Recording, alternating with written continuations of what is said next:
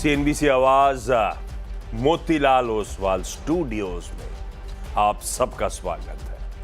अब बारी है आज की यानी कि मंगलवार के सीधा सौदा की।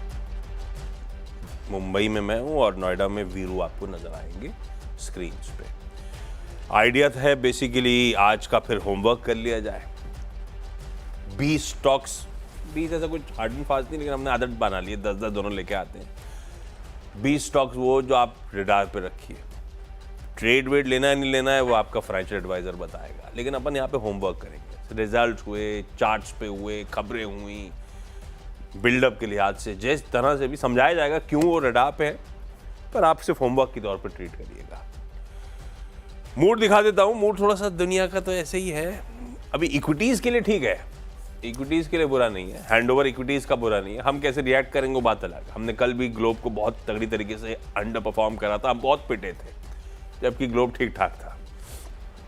और जबकि अपने सारे डोमेस्टिक क्यूज बढ़िया है, चाहे वो अपना बजट हो, चाहे वो आरबीआई की पॉलिसी हो, चाहे इलेक्शंस का आउटकम हो, जो बाजार को चाहिए सब मिला है, फिर भी अंडर परफॉर्मेंस है। हम शायद अभी भी बहुत महंगे हैं। हाँ, वो तो शायद सच है। खैर, क्यूज कैसे? ट्रम्प साहब ने सरदर्द करना शुरू कर दिया। अब पिछली बार आए थे तो मजे देते थे, इस बार इरिटेट कर रहे हैं। आज फिर वो कल रात में फिर वो टैरिफ लगा दी जैसा उन्होंने कहा था।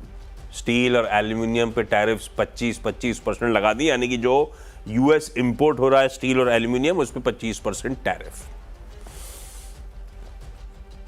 उसके अलावा वहाँ पे व्हाइट हाउस के बयान इस तरह के आ रहे हैं कि हिंदुस्तान तो बहुत लगाता है टैरिफ हम पे, और क्योंकि समय आ रहा है रेसिप्रोकल टैरिफ का, तो कहीं गाज न गिर जाए, वो नर्वसनेस और ऐड करेगी हमारे लिए। हालांकि मोदी जी जा रहे हैं, कुछ ना कुछ बढ़िया तरीके से समझा के आना चाहिए, देखते हैं। कल से वो दौरा शुरू हो जाएगा। आज फ्रांस से निकलेंगे और यूएस चले जाएंगे, तो मुलाकात होनी है ट्रम्प साहब से, उनके तमाम एडवाइजर्स वगैरह से। हम अपना पक्ष रखेंगे, वो अपना रखेंगे। देखते हैं किसका पलड़ा इवेंचुअली भारी रहता है, लेकिन थोड़ा सा अनसर्टन एनवायरनमेंट है। ऐसे में वीरू, क्या वॉच करा जाए स्क्रीन्स पे? मूड दिख कैसा रहा है? ये आशीष एक बात बताइए, कुछ दिनों के लिए ऐसा नहीं हो सकता कि आप हॉकी की टीम रखें 10 की और मैं वॉलीबॉल की टीम रखूं 6 की? ऐसा कुछ दिनों के लिए नहीं हो सकता क्या? मैं तो सोच रहा था कि वो 2 प्लेयर टीटी खेल लेते हैं। सही कह रहे हैं आप। कुछ दिनों के लिए आशीष, दिक्कत ये है ना कि मैं तो टेक्निकल चार्ट्स पे और ऑप्शन स्टैट्स पे और फ्यूचर्स के स्टैट्स पे बताता हूँ। ट्रेंडिंग नहीं है, दिक्कत ये है ट्रेंडिंग नहीं है। मतलब एक दिन मान लीजिए मैं किसी स्टॉक का ये देखूं कि 1000 की पुट बिकी हुई है, स्ट्रॉन्ग OI जुड़ा हुआ है, अगले दिन खुलता ही 990 के नीचे है, तो दिक्कत ये हो रही है। तो स्टैट्स पे बिलीव करने की टेंडेंसी बहुत कम हो गई है आशीष, यही दिक्कत है। तो डेटा का कन्विक्शन नहीं है। रही बात निफ्टी की आशीष, क्लियरली साइंस ऑफ वीकनेस है। आप 23,430, 450 की जब तक हैं, वीकनेस परसिस्ट करेगी। और same is the case with Nifty bank, जब तक कि आप 50-250 की ट्रैजेक्टरी के ऊपर नहीं जा रहे हैं, वीकनेस परसिस्ट करेगी। तो हमें इस वीकनेस के एनवायरनमेंट में थोड़ा सा लॉजिकल ट्रेड्स ढूंढने हैं। और एफआईएस की सेलिंग फिर इंटेंस हो गया आशीष, तो ऊपरी लेवल्स पे चैलेंजेस हैं आशीष, यकीन मानिए। चैलेंजेस हैं। देखते हैं दिन कैसे प्रोग्रेस करता है आज का। थोड़ा सा कॉशियस रहिएगा। फाइनेंशियल एडवाइजर तो बढ़िया गाइड कर ही रहा होगा आपको। ट्रेड लेना, ट्रेड से बचिए, ट्रेड लेना भी हो स्ट्रिक्ट स्टॉप लॉस के साथ रखिए, ये बहुत ज़रूरी हो गया इस बाजार में। अच्छा, कुछ स्टॉक्स मेंशन कर रहा हूँ। पहले अपने होमवर्क के लिए अपन रखेंगे सारे निफ्टी के स्टॉक्स जिनके रिजल्ट्स आने थे, बाजार बंद होने के बाद नंबर्स आए, पहले उनकी चर्चा कर ली जाए। आइशर मोटर्स का नंबर आया था, है तो एक्सपेक्टेशन से कमजोर आंकड़ा। आय 19% बढ़ी, इबीटा उसके सामने, आय भी मिस करी थी, इबीटा 10% बढ़ा उसके सामने, तो मतलब मार्जिन्स कॉन्ट्रैक्ट हो गए। वैसे कॉन्ट्रैक्शन एक्सपेक्टेड था। 26.1% मार्जिन्स थे पिछले साल, इस बार एक्सपेक्टेड था 25.6, यानी कि 50 बेसिस पॉइंट मार्जिन गिरेंगे, पर 24.2% आया। 50 बेसिस पॉइंट गिरने की बात थी, 190 बेसिस पॉइंट मार्जिन्स कॉन्ट्रैक्ट कर गए। नंबर्स तो मिस दिख रहे हैं, मार्जिन्स मेरे ख्याल से अच्छा खासा कई इस तरह का प्रेशर एंड वॉल्यूम्स ठीक था, क्योंकि वॉल्यूम्स के आंकड़े तो अपने को पता थे, मंथली रिपोर्टिंग होती है तो वॉल्यूम्स अच्छे थे, अपने को जो नहीं पता था ऑपरेशनली क्या परफॉर्मेंस होगा। अपन मान रहे थे थोड़ा सा चैलेंजिंग होगा, एक्सपेक्टेशन से कहीं ज़्यादा चैलेंजिंग है, रियलाइजेशन वगैरह दिख रहा है क्लियरली दबाव में। मैं आइशर को लाल लेके जा रहा हूँ। दूसरा एस्कॉट्स क्यूबोटा को लाल लेके जा रहा हूँ। ये नंबर्स भी खराब है। एस्कॉट्स क्यूबोटा के रिजल्ट स्क्रीन पर आएंगे। आय 8.5% बढ़ी, इबिटा 3% बढ़ा, मार्जिन 60 बेसिस पॉइंट्स गिरे। मार्जिन्स बढ़ने की बात थी, मेरे ख्याल से 50 बेसिस पॉइंट्स मार्जिन बढ़ेंगे, 60 बेसिस पॉइंट्स गिर गए। 1% से ज्यादा का स्विंग है एक्सपेक्टेशन के सामने, और ऊपर से कहा जा रहा है इसकी कमेंट्री वगैरह बड़ी खराब आई है आगे के आउटलुक या गाइडेंस को लेकर। पूरे साल ट्रैक्टर की ग्रोथ ही 6-7% के आसपास वो एक्सपेक्ट कर रहे हैं। तो दिक्कत है नंबर्स में, दिक्कत है आगे के आउटलुक में। दोनों लाल हैं, दोनों ऑटो कंपनीज लाल लेके चल रहा हूं। हिंडाल्को को लाल लेके चल रहा हूं। हालांकि वो बात अलग होगी, ट्रम्प साहब ने एल्यूमिनियम पे और स्टील पे ड्यूटी लगा दी। हिंडाल्को का तो प्लांट है वहाँ पे, तो वो इम्पैक्ट कुछ हद तक निगेट भी होता है इनके लिए। पर हिंडाल्को के आम नोवेलिस के कल नंबर्स आए बाजार बंद होने के बाद। वैसे नोवेलिस ने जब अपडेट दिया था तो वीकनेस हमने डाइजेस्ट करी थी, और जैसा अपडेट दिया था वैसे ही कमजोर है, लेकिन नंबर्स आम के खराब है। Net income attributable to common shareholders 9% गिरी। स्पेशल आइटम्स को एक्सक्लूड कर दिया जाए तो 32% गिरी। एडजस्टेड इबिटा 19% गिरा।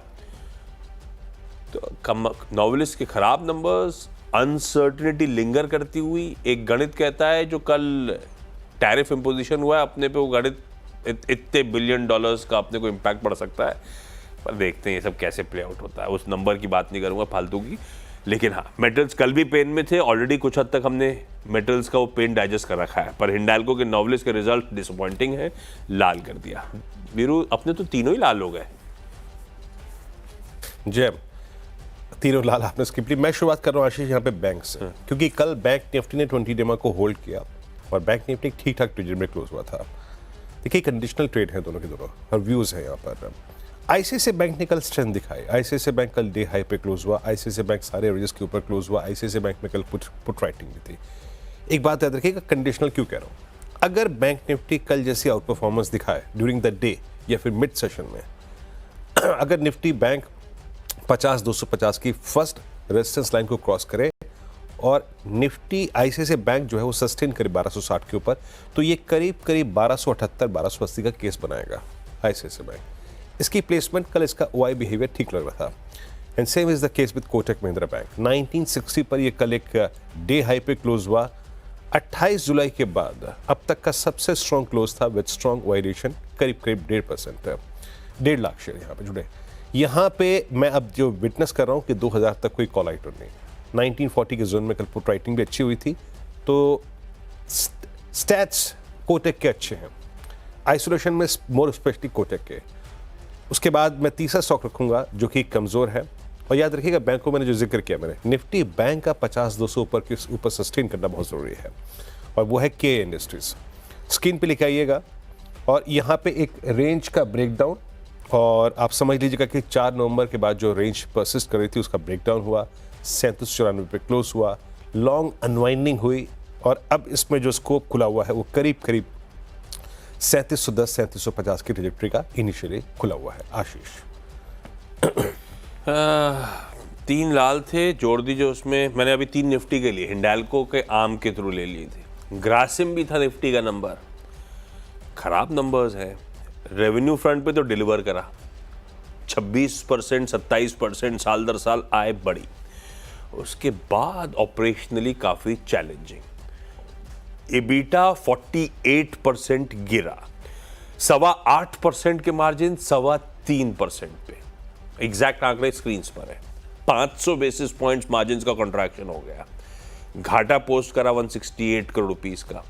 लॉसेज एक्सपेक्टेड थे 70, 75, 80 करोड़ के आसपास के, तो नंबर वो तो खैर इबिटा से ही मिस हो गया था, तो परकुलेट कर गया। ग्रासिम के नंबर्स खराब। ये हाल है इंडिया इंक के निफ्टी रिजल्ट्स का। हिंदुस्तान के बाजार महंगे हैं, 2 क्वार्टर्स हो गए हमारे रिजल्ट्स इंडिया इंक डिलीवर नहीं कर रहा है, तो वैल्यूएशंस और स्ट्रेटजी लगने लगते हैं। ऊपर से एफआईएस को रिटर्न नहीं मिल रहा है, तो वो पैसा निकाल रहे हैं यहाँ से।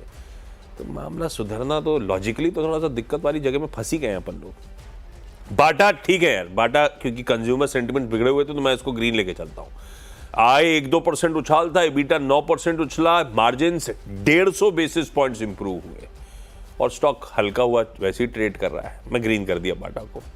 ल्यूपिन रख तो दिया है मैंने, कल शाम को जब खबर आई फिर बाद में रियलाइज किया कि इसके नतीजे आ गए आज।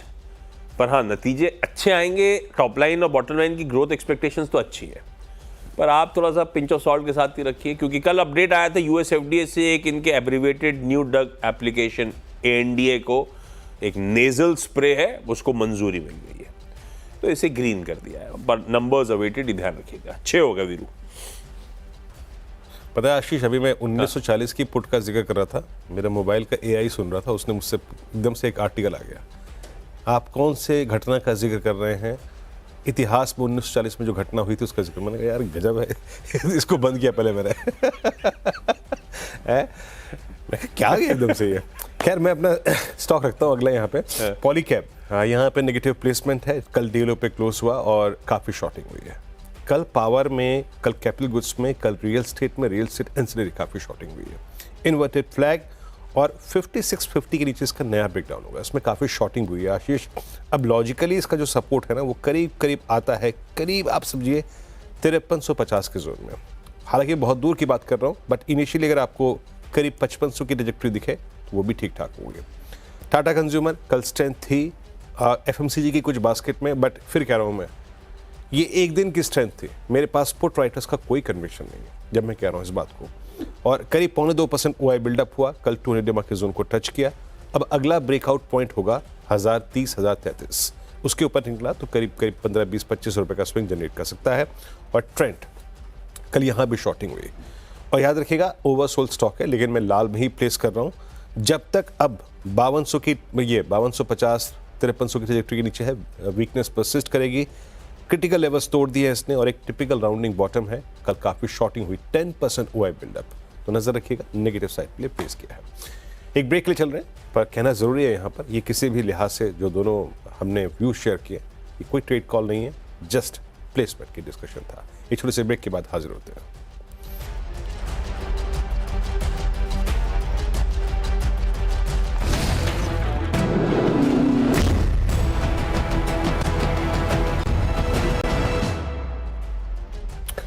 स्वागत है एक बार फिर से आपका सीधा सौदा में, और ब्रेक से पहले हमने अच्छे स्टॉक्स रखे, बाकी चार स्क्रीन पे आपकी और हाजिर है। टेक महिंद्रा कल आईटी में, निफ्टी आईटी में क्लोज अच्छा नहीं था, बट 2 स्टॉक्स एचसीएल टेक्नोलॉजीज और टेक महिंद्रा, इनके अगर आप स्टेट्स को देखें तो कल यहाँ शॉर्ट कवरिंग थी, और शॉर्ट कवरिंग ओआई शेड हुआ टेक महिंद्रा में। शॉर्ट कवरिंग इसको डी हाई पे लाके क्लोज कर गई, शॉर्ट कवरिंग इसको सारे एवरेज के ऊपर प्लेस कर गई। अब याद रखिएगा, अगर ये 1700 के कॉल राइटर्स के जोन के ऊपर सस्टेन करे तो माइट भी ये एक 1732, 1733 तक का स्विंग जनरेट कर सकता है। अच्छी शॉर्ट कवरिंग थी विप्रो में, टेक महिंद्रा में और एचसीएल टेक्नोलॉजीज में। एबीएफआरएल यहाँ पर भी एक इन्वर्टेड फ्लैग है, शॉर्टिंग काफ़ी हुई है और कॉल राइटर्स कल काफ़ी आए हैं यहाँ पर। अब आपको ब्रीच होने का 260 का इंतज़ार करना है, 260 ब्रीच होगा तो नई वीकनेस इस स्टॉक में आएगी। अपोलो हॉस्पिटल्स के नंबर अच्छे लग रहे हैं मेरे को, मिक्स बैग है, इनफैक्ट मैं ज़्यादा क्या मिक्स है, मैं देखिए लाया हूं, but it will be a conditional one. अगर अपोलो कल के लो को डिफेंड करता है 6720, 6730, then a pull back chance towards approximately 6850, 6890 बनता है। और अगर ये स्टॉक किसी भी सर्कमस्टेंसेस में 6710 रीच करता है, वो 200 डेमा है, तो पेन पड़ेगा। तो एक कंडीशनल है, सीधे सीधे न रेड न ग्रीन, और लास्ट है भारतीय एयरटेल, फिर भी स्टेबल, फिर भी स्ट्रॉन्ग, अब तक की हाईएस्ट ट्रैजेक्टरी पे क्लोज हुआ है मेरे ख्याल से 23 अक्टूबर से लेकर अब तक की। और अगर ये 1710 के ऊपर ट्रेवल करता है, 1705 के ऊपर ट्रेवल करता है, तो इसको कंसिडर करना चाहिए स्ट्रॉन्ग स्टॉक्स के बीच में। आशीष, जीएसएफसी, वो गुजरात स्टेट फर्टिलाइजर, नंबर्स अच्छे हैं, आय 40% बढ़ी, इबिटा 47% बढ़ा, मार्जिन्स बढ़े और नंबर्स अच्छे और लग रहे थे जब मैंने साथ में एनएफएल के नंबर्स भी कल बाजार बंद होने के बाद आए, वो थे नेशनल फर्टिलाइजर्स लिमिटेड के। तो जीएसएफसी तो लाल रखा था, हरा रखा था, एनएफएल लाल लेके जा रहा हूँ। उसके सामने एनएफएल देखिए, आय 23% गिरी, इबिटा 53% गिरा, मार्जिन्स आधे हो गए और मुनाफा 70% गिर गया। तो उसको हरा, इसको लाल। एमतार को मैं ग्रीन ही ले जा रहा हूं, हालांकि मार्जिन्स कॉन्ट्रैक्शन, लेकिन इस बार लग रहा है एग्जीक्यूशन पिकअप करके दिखाया है। आय 47% का जंप, इबिटा 38% का जंप, मार्जिन्स 120 बेसिस पॉइंट्स गिरे और मुनाफा 53% का जंप। मुझे याद पड़ता है लास्ट क्वार्टर जब मेरे ख्याल से एग्जीक्यूशन फॉल्टर कर गया था बुरी तरीके से, तो शायद बढ़िया पिकअप हुआ, इसीलिए ग्रीन कर रहा हूं। देखते हैं, स्टॉक वॉलेटाइल बहुत रहता है। नायका, भाई साहब नंबर्स बहुत अच्छे हैं, मतलब 7% आय में जंप, इबिटा 43% इंप्रूव हुआ है। नायका के जब आईपीओ आया था तो एक वेफर थिन मार्जिन वर्ड इस्तेमाल हो रहा था। धीरे धीरे करके पिछले साल इस क्वार्टर में 5.5% के मार्जिन थे, जो बढ़ के अब 6.2% पे पहुंच गए। 70 बेसिस पॉइंट मार्जिन में इंप्रूवमेंट और मुनाफा 60% का जंप दिखा रहा है। नंबर्स तो अच्छे थे, ग्रीन कर दिया। 10 स्टॉक्स पूरे। क्विकली छोटा सा ब्रेक के उस पर जब लौटेंगे तो टीम्स का एक क्विक रैप अप।